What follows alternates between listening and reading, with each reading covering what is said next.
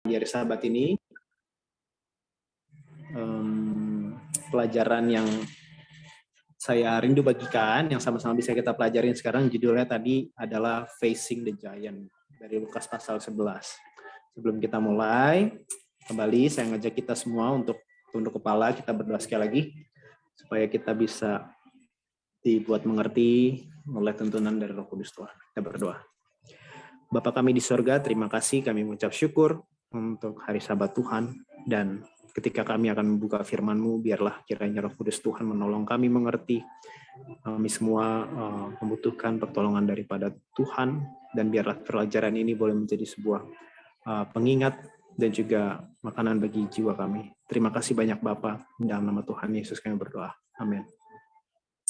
By the way, kalau gue giniin Bang, kelihatan nggak ya Bang? Kamera. Apanya kelihatan? Apanya yang nggak kelihatan?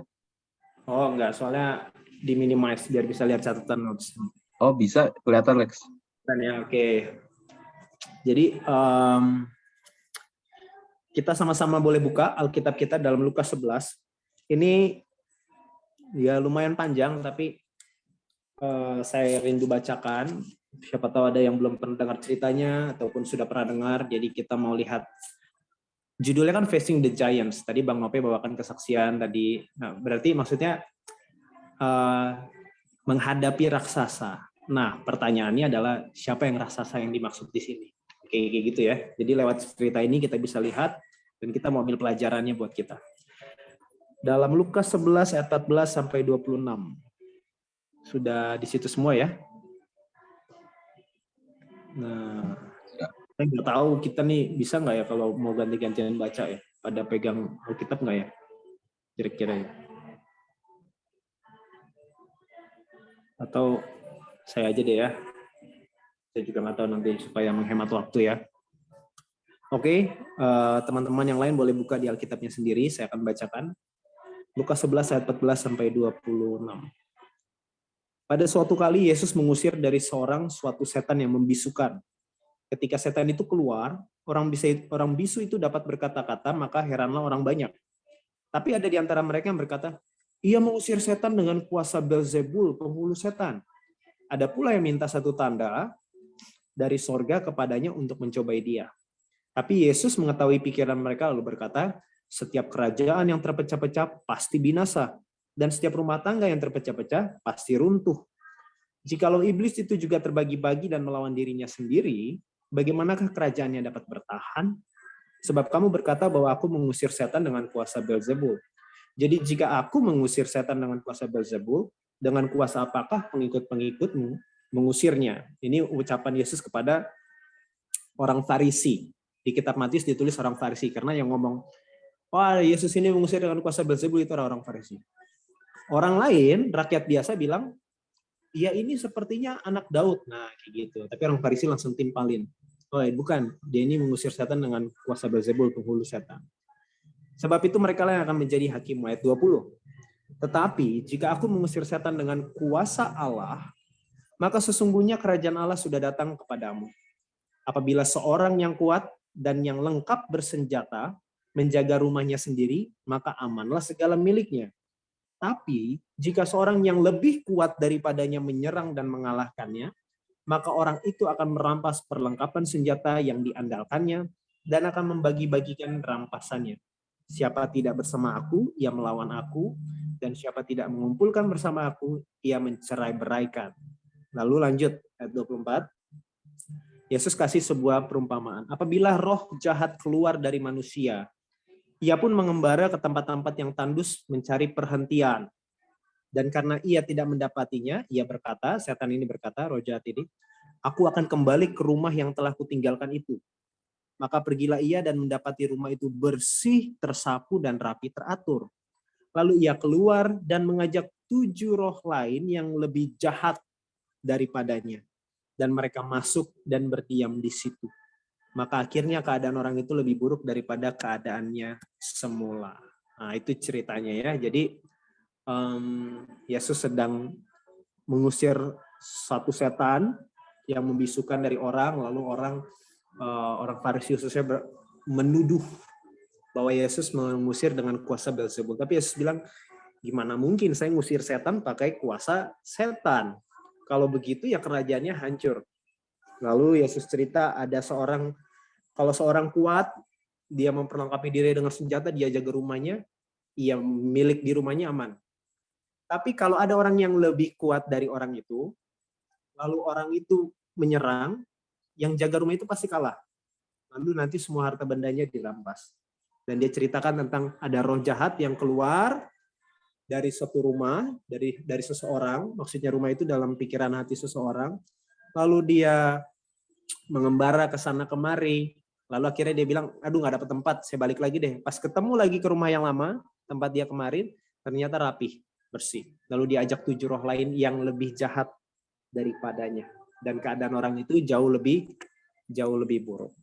Nah, saya nggak akan lama-lama, tapi saya punya 2 kesimpulan yang saya dapat dari perikop yang saya pelajarin ini.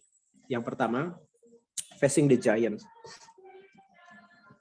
Giants yang dimaksud dalam judul pelajaran kita ini adalah, udah ketebak ya, dari cerita ini kan bicara tentang siapa nih? Kebanyakan nih. Gimana Bang Nope lah misalnya yang paling dekat, yang paling terlihat. Giant-nya siapa di sini Bang? Kita menghadapi facing the giant nih. Diri sendiri ya? Apa setan ya? Nah, benar. Satu sisi itu benar bahwa diri sendiri itu adalah musuh terbesar. Itu betul sekali gitu. Tetapi dalam hal ini, giant yang saya maksudkan dalam pelajaran kita ini adalah setan. Oke? Setan raksasa itu. Kenapa saya bilang raksasa? Karena ini pun Yesus bilang begitu. Modelnya kayak gini, ceritanya kayak gini. Diri kita ini memang jahat, ya. Kita selalu bahas itu kan berkali-kali di dalam pembelajaran Bible study kita. Tidak ada yang baik dalam diri kita dan sebagainya.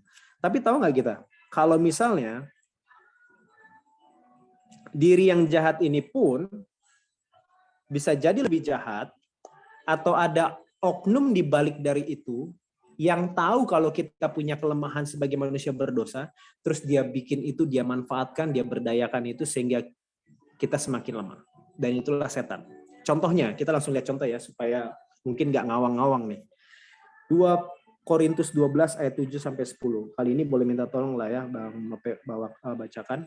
2 Korintus 12 ayat 7-10. Ini seorang Paulus. Paulus yang sama yang menulis kitab Roma yang bilang bahwa, aduh dalam diriku tidak ada yang baik satupun. Yang tadi Bang Nope bilang musuh terbesar itu diri. Ya benar gitu. Paulus juga bilang gitu. Tetapi ingat, lihat 2 Korintus 12 ayat 7-10. Siapa yang dihadapi Paulus di sini? 2 Korintus 12 ayat 7-10. Dan supaya aku jangan meninggikan diri karena pernyataan-pernyataan yang luar biasa itu, maka aku diberi suatu duri di dalam dagingku, yaitu seorang utusan iblis untuk mengocok aku, supaya aku jangan meninggikan diri. Tetapi tentang hal itu aku sudah 3 kali berseru kepada Tuhan, supaya utusan iblis itu mundur daripadaku. Tapi jawab Tuhan kepadaku, cukuplah kasih karuniaku bagimu, sebab justru dalam kelemahanlah kuasaku menjadi sempurna. Sebab itu terlebih suka aku bermegah atas kelemahanku, supaya kuasa Kristus turun menaungi aku. Karena itu, aku senang dan rela di dalam kelemahan, di dalam siksaan, di dalam kesukaran, di dalam penganiayaan, dan kesesakan karena Kristus. Sebab jika aku lemah, maka aku kuat. Oke, thank you Bang. Nah, sebelum Paulus ngomong ayat 7, kalau baca di ayat 1-6, Paulus cerita tentang penglihatan yang dia lihat. Dia dibawa ke sorga. Tapi karena penglihatan ini terlalu fantastis, dia cerita begitu, ayat 7 dia bilang, supaya aku jangan meninggikan diri, supaya aku nggak sombong oleh penglihatan yang kuterima yang luar biasa ini, Tuhan menaruh apa? Duri dalam dagingku. Apa duri dalam daging yang Paulus sebutkan di sini? Para pelajar Alkitab mungkin pernah dengar bilang, oh Paulus punya gangguan mata dan sebagainya, dia tulis dengan tulisan besar-besar dan sebagainya. Nggak ada masalah, bisa jadi itu begitu. Tetapi Paulus kasih tahu langsung siapa duri, apa duri dalam daging, yaitu siapa? Seorang utusan iblis. Untuk apa? Menggocoh, menggoda aku, supaya aku jangan meninggikan diri. Dan bahkan ayat 8 bilang Paulus minta, sudah 3 kali berseru kepada Tuhan supaya utusan iblis ini lari daripadaku. Mundur daripadaku. Tetapi jawab Tuhan apa? Cukuplah kasih karuniaku bagimu, justru dalam kelemahan, kuasaku menjadi sempurna. Paulus yang sama, yang mungkin saja ketika melawan dirinya, dia sudah mati. Di dalam Galatia 3:20 kan dia bilang, bukan lagi aku yang hidup, tapi Kristus yang hidup dalam aku. Tetapi apakah dengan seseorang sudah mati diri pertentangan selesai? Oh enggak. Karena di luar dari diri sebagai giant musuh terbesar kita, ada satu lagi giant yang lain. Iblis. Paulus diizinkan Tuhan untuk mendapat serangan dari iblis secara langsung supaya Paulus nggak sombong. Saya nggak tahu modelnya gimana, mungkin dibuntutin, kalau lihat baca ayat 10, kesesakan, penganiayaan itu bukan semata-mata karena diri ini berdosa, karena Paulus sendiri seorang berdosa, bukan, tapi karena setan bekerja lewat agen-agen manusia lain untuk Paulusnya kalau bisa babak belur nih, TKO. Tetapi Paulus, Tuhan katakan justru di dalam kelemahan kamu, aku jadi kuat. Dalam kelemahanmu, kamu jadi kuat. Paulus bilang, sebab jika aku lemah, maka aku kuat. Paulus di sini nggak sedang berhadapan dengan diri sendiri, tapi dia berhadapan langsung sama setan, sama iblis, dengan the giant itu. Contoh lain yang bisa saya berikan adalah di Advent ada seorang namanya Ellen White. Saya nggak tahu apakah teman-teman tahu atau enggak ceritanya. Ketika pengalaman dia yang dia ceritakan, dia menulis buku The Great Controversy, buku kemenangan akhir. Ada yang tahu cerita yang terjadi sama dia gimana? Itu kalau baca bukunya, itu kan betul-betul membuka kedok iblis. Oke? Dari awal zaman kekristenan sampai ke zaman akhir di zaman kita sekarang dan ke depan lagi. Dan begitu tidak sukanya iblis melihat ini, sehingga Ellen White dalam tulisannya di buku biografinya mengatakan bahwa dia merasa lehernya ini dia nggak bisa bernafas. Dia ngerasa ada yang cekik. Dan itu dia katakan bahwa itu adalah tangan dari setan itu. Bayangkan, iblis bisa langsung main turun tangan begitu. Tetapi segala sesuatu ada dalam kendali Tuhan. Dan Tuhan tidak mengizinkan dia melakukan itu. Sama seperti ketika setan meminta izin kepada Tuhan untuk mencobai Ayub. Ayub tidak sedang berhadapan dengan dirinya sendiri. Dia berhadapan dengan iblis. Oke. Nah, kenapa saya tekankan ini? Karena di dunia modern sekarang, sangat tabu ataupun nggak masuk akal ataupun sangat tidak modern, canggih, berbicara tentang iblis. Orang di zaman era sekarang menganggap bahwa iblis itu nggak ada. Tapi orang yang percaya Alkitab, kita tahu bahwa menurut Wahyu 12 ayat 7, ada perang di surga, setan bersama dengan sepertiga demons, setan-setan lain, turut jatuh diusir dari surga, dan mereka sekarang ada di bumi. Dan mereka literal, harafiah, bukan sebuah awang-awang atau sebuah pemikiran konsep, wah, iblis ini, setan ini adalah diri sendiri yang jahat. Bukan. Mereka makhluk real. Yang dalam bentuk roh, yang kita nggak bisa lihat. Tetapi itu sebabnya dunia di era modern sekarang nggak melihat hal seperti itu. Sehingga mereka tidak menyadari, kalau nggak tahu siapa musuh, kira-kira bisa menang nggak? Ya nggak bisa. Kita mau perang di dalam medan peperangan, tapi kita nggak tahu siapa musuhnya. Itu sebabnya contoh lain, yang saya mau sampaikan kenapa kita facing the giant yang sedang kita bahas di sini adalah bukan hanya diri sendiri, sekali lagi itu betul, satu tempat tertentu, tapi topik pembahasan kita sekarang adalah tentang iblis. Boleh lihat dalam Yohanes 13 ayat 27, ini contoh berikutnya. Kita melawan musuh kita yaitu iblis. Yohanes 13 ayat 27. Ada yang boleh bacakan lagi? Yohanes 13:27. Yohanes 13 ayat 27. Dan sesudah Yudas menerima roti itu, ia kerasukan iblis.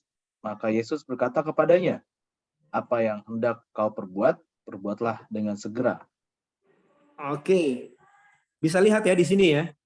Yudas orang yang tamak, betul. Dia cinta uang, betul.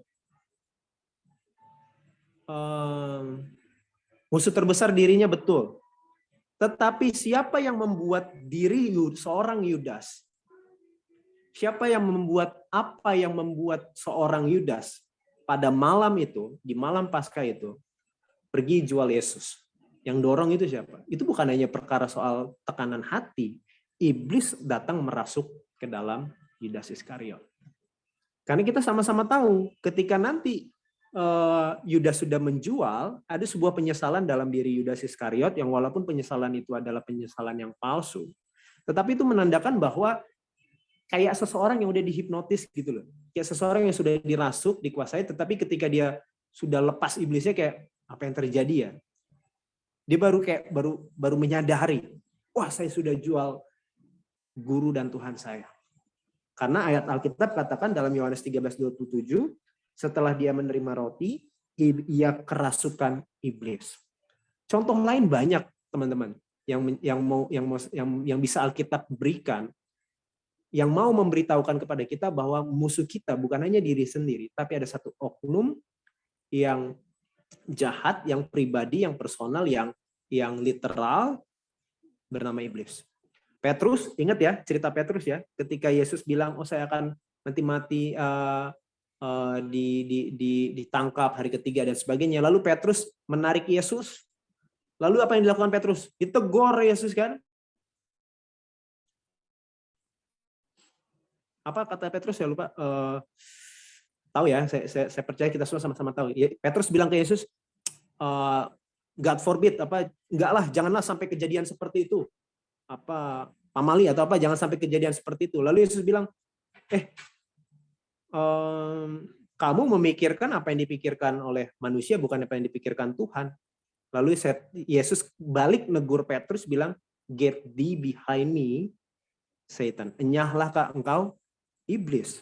Yesus bilang ke Petrus, yang ada di hadapan Yesus adalah Petrus, tetapi Yesus tahu di balik dari ucapan Petrus itu ada siapa yang mendorong untuk itu semua? Ada iblis. Kembali, bukan hanya bicara Petrus seorang yang cinta kekuasaan, dia juga pengen jadi perdana menteri di tempat di sampingnya Yesus. Ketika Yakobus dan Yohanes minta kiri dan kanan, Petrus juga pengen. Bukan hanya soal keinginan cinta diri dan sebagainya, tetapi ada oknum yang mendorong Petrus untuk mengatakan, jangan sampai kayak gitu Tuhan, jangan sampai kamu mati disalib. Bahasa kasarnya, bahasa gamblangnya, jangan sampai rencana keselamatan itu jadilah kayak gitu. Tapi Yesus tahu itu bukan Petrus, dia tegur, enyahlah engkau, iblis. Dan contoh terakhir yang bisa saya berikan di sini adalah ada satu kutipan dalam pena inspirasi di buku Pikiran, Karakter, dan Kepribadian yang mau memberitahukan bahwa lawan kita, giant raksasa itu yang menjadi musuh kita adalah iblis. Saya terjemahkan bebas seperti ini ya. Ini dalam masalah isu di rumah ataupun di tempat lain bisa terjadi. Bunyinya kurang lebih seperti ini. Mereka yang kita cintai, yang kita kasihi, bisa saja berbicara ataupun bertindak dengan sembrono. Yang tindakan dan kata-katanya yang kata-kata dan tindakan yang sembrono itu mungkin saja menyinggung ataupun menyakiti kita begitu dalam.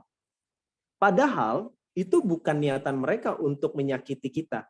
Tetapi kalimatnya begini, setan membesar-besarkan kata-kata mereka, membesar-besarkan tindakan mereka di dalam pikiran kita. Ingat, pikiran kita udah jahat nih. Udah jahat. Tetapi setan memperbesar itu semua. Demikianlah setan menancapkan panahnya untuk setan melemparkan panahnya untuk menancapkannya ke dalam diri kita. Lalu yang terjadi adalah kita memberanikan diri untuk melawan orang yang kita kasihi itu, yang kita pikir sudah menyakiti kita, dan dengan melakukan demikian, kita malah mengikuti godaan dari setan. Gantinya berdoa kepada Tuhan untuk meminta kekuatan melawan setan, dibilang melawan setan bukan melawan diri, kita membiarkan kebahagiaan kita dirusak dengan cara apa? Dengan kita berusaha, wah ini hakku.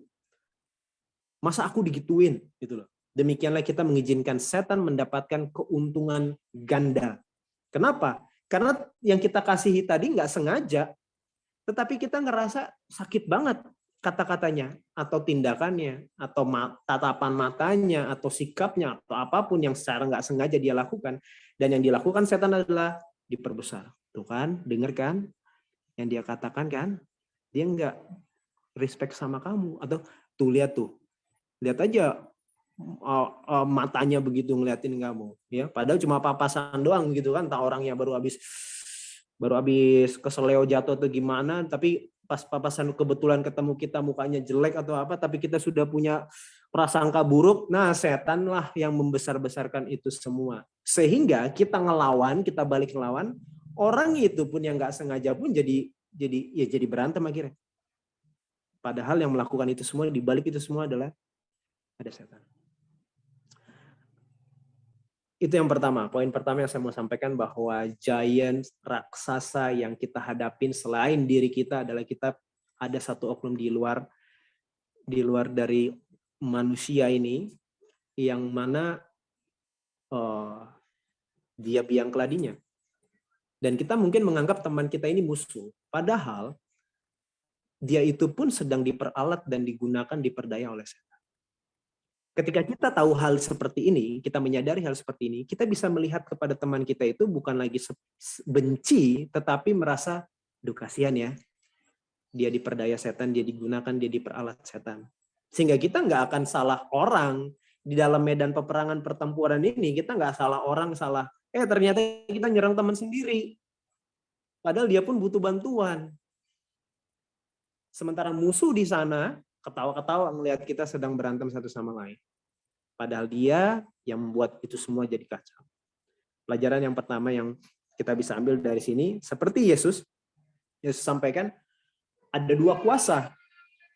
Orang ini kerasukan nggak bicara tentang, nah waktu saya baca ini, saya pelajari ini, saya jadi berpikir, waktu kita baca kitab Injil, kita sering ketemu Yesus ketemu sama orang kerasukan setan ya. Jadi bisu, jadi buta, jadi apapun. Tapi lihat zaman sekarang.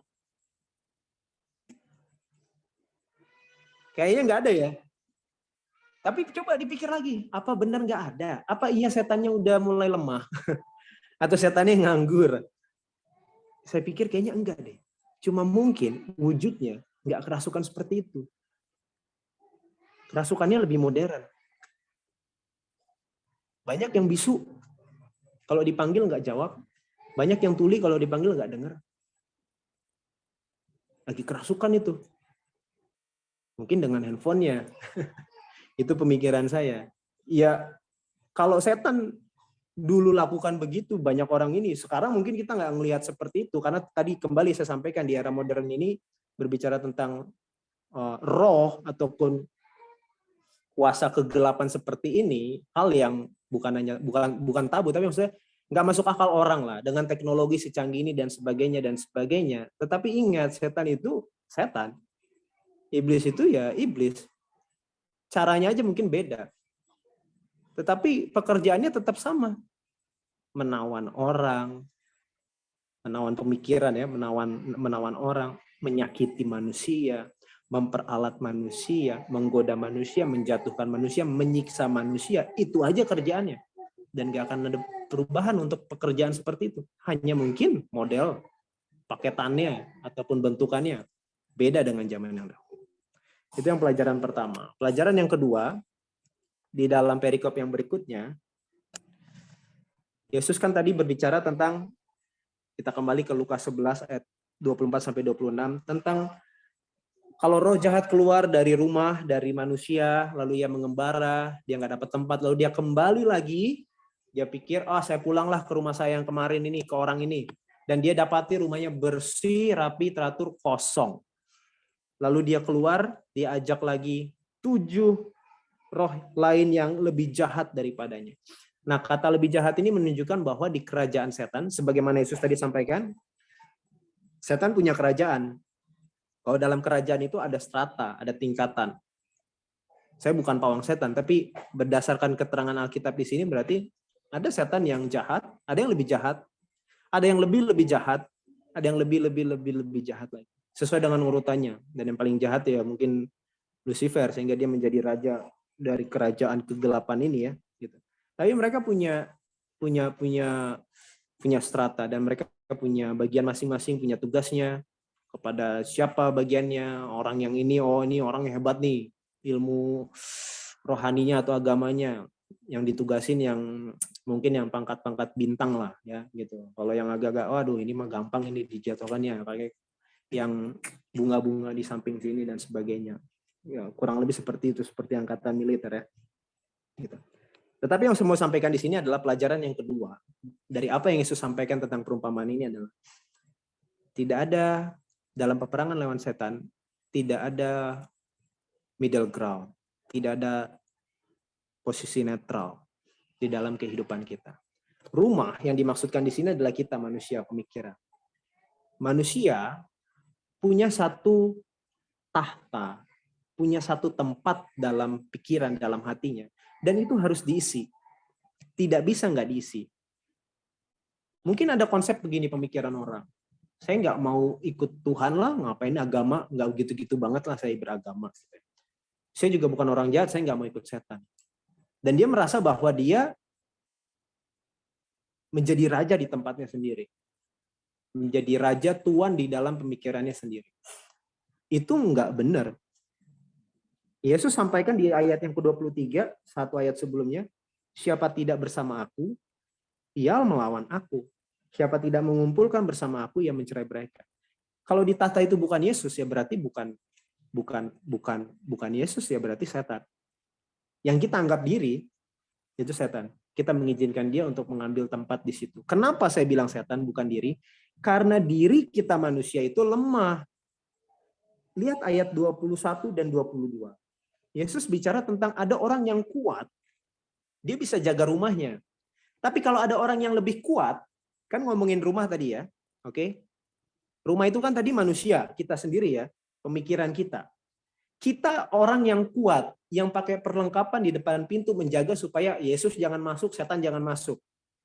Ini sekuler banget gitu loh. Nggak beragama tapi nggak bersetan. Oke, dunia sekarang begitu. Dia nggak orang jahat, ya betul. Tapi dia juga nggak ber-Yesus, ya betul juga gitu, nggak beragama gitu. Dalam arti nggak mengikut kebenaran gitu ya. Dalam konotasi konteks kita lah ya, orang Kristen ya. Kalau agama lain sih saya nggak bahas itu. Tapi kita sebagai orang Kristen, kita nggak ber-Yesus dan kita nggak bersetan. Kita merasa bahwa kita yang punya rumah, I am the owner, I am the master. Saya tuannya di sini. Gitu. Ayat 21, kita jaga milik kita semuanya. Tapi ayat 22, jika seorang yang lebih kuat daripadanya menyerang dan mengalahkannya. Pertanyaannya, setan sama manusia siapa yang lebih kuat? Ya setan. Jadi kita nggak bisa menjadi tuan di tempat kita sendiri, itu nggak bisa, nggak ada. Pemikiran seperti itu datang dari setan juga. Kamu bisa jadi tuan untuk dirimu sendiri kok. Lakukan apa yang menurut kamu baik. Do what apa bahasa ini? Do what you want, do what you will, gitu loh. Merasa bahwa itu yang terbaik dari saya. Padahal itu versi setan. Karena orang yang lebih kuat itu datang dan merampas, siapa yang lebih kuat itu setan. Dia akan datang, dia akan geser kita, dia jadi raja di tempat kita. Itu sebabnya nggak ada middle ground, nggak ada keep eye di dalam diri itu nggak bisa. Mesti setan atau Yesus. Karena hanya dua kekuatan itu yang kuat di alam semesta ini. Manusia itu nggak punya kekuatan apa-apa. Jadi kalau kita nggak mau mengizinkan Yesus menjadi tuan di dalam hati kita, kata lainnya menurut ayat 23, siapa tidak bersama aku, ia melawan aku. Siapa lawan? Siapa musuh? Enmity. Adversary itu setan. Kata lawan dalam Alkitab itu setan. Musuh itu setan. Siapa tidak bersama aku, ya berarti bersama setan. Bahasanya kayak gitu kurang lebih. Karena kita nggak cukup kuat untuk mempertahankan tahta pemikiran kita, tahta kehidupan kita ketika setan datang. Nggak bisa. Kita bisa lihat banyak orang di dunia inilah. Ya kembali ya, di era modern mungkin nggak seperti kerasukan bagaimana. Walaupun ada satu dua yang seperti itu, di tempat saya ketemu dengan salah satu orang, ada cici-cici di sini, dia punya kakaknya ini yang stres. Tapi saya ngerasa dia nggak sekedar stres, dia memang dirasuk roh gitu. Dia memang punya background yang buruk, ada kepahitan waktu zaman krisis moneter, karena Chinese kan, jadi dijarah, hancur, perekonomian ambruk, dan juga suami pergi dan sebagainya dan sebagainya. Tetapi kan kalau ingat kutipan yang tadi kita bahas sebelumnya, setan yang membesar-besarkan itu sehingga membuat keadaannya lebih buruk. Tuh kan, dan lihat kan.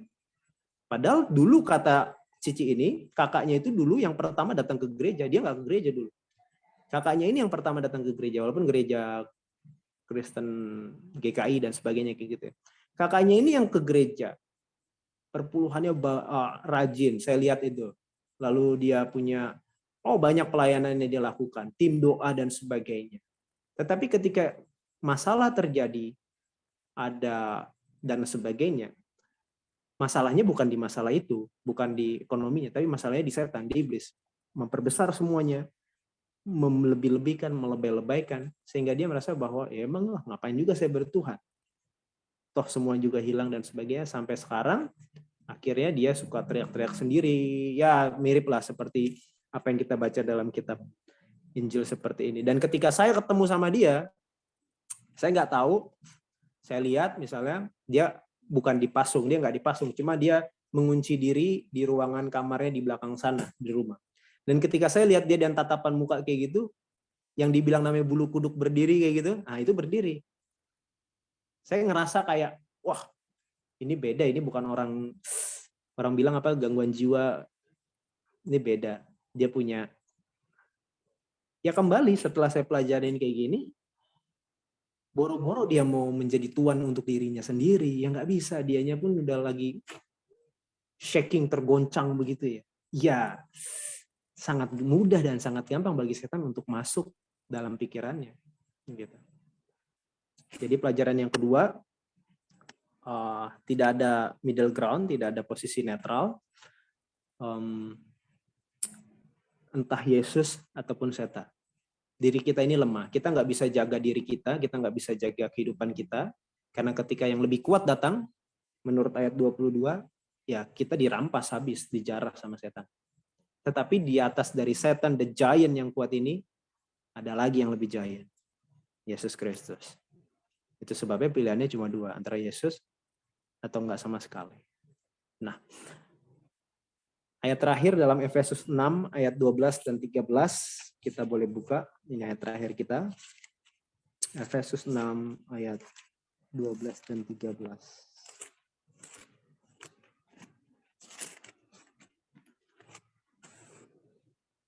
Boleh tolong Bang, bacakan Bang. Efesus 6 ayat 12 dan 13 ya. Iya. Karena perjuangan kita bukanlah melawan darah dan daging, tetapi melawan pemerintah-pemerintah, melawan penguasa-penguasa, melawan penghulu-penghulu dunia yang gelap ini, melawan roh-roh jahat di udara. Oke. Sudah ya? Sampai 13. Oke, sekali lanjut Bang. Sorry. Sebab itu, ambillah seluruh perlengkapan senjata Allah, supaya kamu dapat mengadakan perlawanan pada hari yang jahat itu dan tetap berdiri sesudah kamu menyelesaikan segala sesuatu.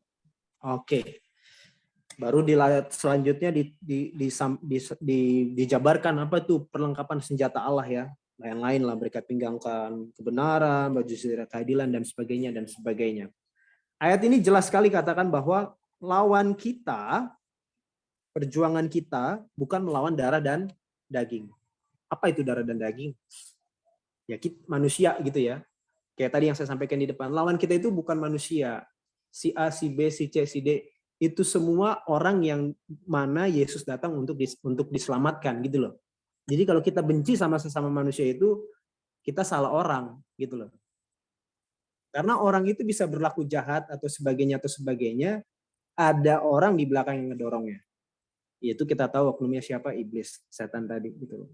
Tetapi melawan pemerintah-pemerintah, bahasa Inggrisnya itu rulers, tapi terjemahkan pemerintah, ini bukan ngomongin pemerintahan negara. Kata rulers dalam Alkitab itu, penguasa-penguasa itu adalah merujuk kepada satu doang, iblis. Jadi yang dibilang pemerintah, penguasa, penghulu dunia gelap ini, roh-roh jahat di udara itu satu orang. Dia ngomongin satu orang yang sama, nggak ngomongin yang lain-lain. Iblis dan sepertiga pengikut-pengikutnya, demons, setan-setan gitu. Karena Yesus pun sampaikan loh, waktu Yesus mau Setelah dia makan, perjamuan, ingat yang di Yohanes berapa saya lupa, Yesus bilang, sekarang waktunya anak manusia dipermuliakan. Dan penguasa dunia ini datang. Ingat ya, Yesus bilang kayak gitu ya. Merujuk kepada siapa? Setan. Kan sebentar lagi dia akan datang kan, mau ditangkap dia. Penguasa dunia ini datang, tetapi dia tidak berkuasa sedikit pun atasku. Kalimat itu mau menyampaikan dua hal. Yang pertama, Yesus pun mengakui bahwa iblis itu penguasa dunia. Makanya Paulus menyampaikan pemerintah-pemerintah, penguasa-penguasa, penghulu-penghulu dunia, roh-roh jahat di udara. Tapi yang kedua, Yesus mau ngasih tahu bahwa dia nggak berdiri di tengah-tengah, dia pilih Bapaknya. Karena dia sampaikan penguasa, yang namanya penguasa, tapi penguasa ini dia boleh berkuasa di dunia ini, di tempat lain, tetapi di dalam diri saya, dalam diri Yesus, dia tidak berkuasa sedikit pun. Itu tadi yang namanya tidak ada di tengah-tengah. Harus masuk ke dalam Yesus semua, atau enggak sama sekali. Kalau kita anggap kita di tengah, sebenarnya enggak di tengah, itu di tempatnya setan. Segenap. Makanya kan Alkitab selalu bilang, kasihilah Tuhan Allahmu dengan segenap hatimu, dengan segenap kekuatanmu. Yesus mengasihi Bapaknya dengan segenap. Sehingga ketika segenap itu diberikan kepada Bapaknya, ada nggak tempat iblis dalam hati Yesus sedikit pun? Enggak ada. Tetapi kita manusia selama ini masih di tengah-tengah. Karena dari seluruh anggota tubuh kita, ada satu mata yang kita serahkan kepada setan. Paham ya maksudnya kalau kita kasih mata kepada setan ya? Ya kita lihat hal yang aneh-aneh. Setan itu masih berkuasa di diri kita. Kita nggak sepenuhnya kasih kepada Tuhan. Kita berada di tengah. Dan cukup satu tempat jalan masuk untuk setan untuk menguasai diri kita semuanya. Itu makanya Yesus bilang, lebih baiklah satu matamu dicungkil daripada seluruh tubuhmu binasa. Kamu lengkap nih, tapi binasa. Lebih baik masuk ke surga tapi matanya nggak ada. Itu perumpamaannya, paham maksudnya ya, ketika dibilang Yesus cungkil mata, potong tangan, potong kaki, apapun yang menghalangi, yang membuat setan punya pijakan kaki di dalam hidup kita, ya ini memang ekstrim gitu loh. Ya harus dipotong. Karena lebih baik kita pincang tapi masuk surga daripada lengkap tapi masuk neraka, itu kata Yesus. Karena holiness is wholeness to God. Kekudusan itu adalah segenap buat Tuhan. Makanya hanya orang kudus yang nyampe ke surga katanya, yang bisa melihat Allah. Maksudnya apa menjadi kudus? Sepenuhnya dikasih kepada Tuhan. Dan lawan kita ini bukan lawan yang sembarangan. Dia bisa membawa 1/3 dari seluruh malaikat surga yang ada waktu itu. Betapa hebatnya. Dan kita ini hanya manusia yang lemah. Gampang sekali. Itu sebabnya dalam menghadapi giant ini, yang adalah iblis, kita perlu satu orang yang lebih giant daripada giant. Kita perlu seorang yang lebih raksasa daripada raksasa. Dan itu adalah Yesus Kristus doang. Hanya Yesus Kristus yang mampu, yang menang. Karena dia sudah menang sekali di sorga. Timbullah peperangan di sorga, Mikael dan malaikat-malaikatnya berperang melawan naga itu dan malaikat-malaikatnya. Yesus sudah pernah menang di sorga. Yesus juga sudah menang atas setan di padang gurun waktu dia dicobai. Dan Yesus juga sudah menang di Kalvari. Dengan salib yang tertancap di bukit tengkorak itu, nubuatan di Kejadian 3 ayat 15 tergenapi. Ular akan membagut kaki dari perempuan itu. Oke. Tapi perempuan itu akan menginjak kepalanya ular. Kapan itu kepalanya ular diinjak? Ya di bukit tengkorak kan kepala gitu. Ketika salib itu berdiri, disitulah Yesus menang. Dan itu sebabnya malam ini buat kita pelajarannya adalah kita punya selain diri kita yang perlu kita hadapin, tapi ada satu oknum lain yang mana perlu kita sadarin dan dia itu ada, dia itu real. Seringkali permasalahan kita nggak punya, tetapi dia bisa buat. Ketika kita seperti Paulus hidup dalam kebenaran, sudah benar, tetapi tetap aja Tuhan izinkan iblis itu bisa datang buntutin dia, deketin, menggocoh dia supaya dia nggak sombong. Paulus sudah minta 3 kali supaya untuk utusan iblis itu mundur, tetapi Tuhan bilang cukup supaya kamu ingat terus, supaya kamu nggak sombong. Mungkin kita merasa dalam kehidupan kita sudah oke, fine dan sebagainya, tetapi jangan heran ketika nanti satu ketika, karena tadi di Efesus 6 ayat yang ke-13, ayat yang ke-12 dan 13, kalau teman-teman tadi perhatikan, ayat itu katakan kita harus bersiap di hari yang jahat itu untuk melawan. Kita disuruh berdiri teguh supaya di hari yang jahat itu ketika setan datang, nah kita nggak datang cari gara-gara kepada setan. Hari yang jahat itu akan datang ke kita. Siapapun kita, akan ada satu masa di mana musibah itu datang. Tetapi ketika hari yang jahat itu datang, musibah yang berasal dari iblis ya. Ketika hari yang jahat itu datang, ketika kita sudah pakaian lengkap senjata Allah, perlengkapan senjata Allah dengan firman Tuhan, pedang roh, ikat pinggang kebenaran, kasut kerelaan, menginjil dan sebagainya. Nah, kita bisa berdiri teguh di situ. Karena siapapun kita nggak akan pernah bisa lepas dari dia. Karena setan pun seperti tadi yang disampaikan, kutipan tadi, satu paragraf di atasnya mengatakan setan itu memperhatikan kita keluar masuk pintu rumah dan sebagainya. Kita orang bagaimana, dia sangat tahu. Itu sebabnya kita perlu betul-betul menyadari hal ini. Supaya kita tahu siapa musuh kita, bukan orang, bukan istri kita yang mungkin